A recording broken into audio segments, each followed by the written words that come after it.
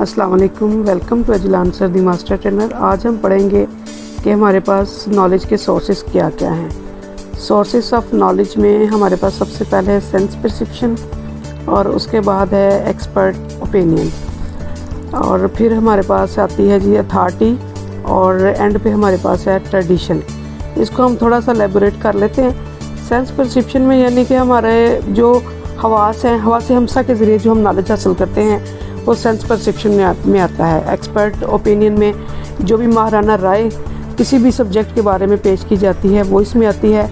और अथॉरिटी जो हमारी कॉम्पिटेंट अथॉरिटीज़ किसी भी चीज़ के बारे में अपना व्यू पेश करती हैं उसको हम लोग एक नॉलेज समझ कर एक्सेप्ट कर लेते हैं। और उसके बाद एक ट्रेडिशन हमारी आ जाती है जो कि नस्ल दर नस्ल हमारी सोसाइटी में हो रहा होता है सिस्टम, तो उसको हम अपनी ज़िंदगियों में अडॉप्ट कर लेते हैं।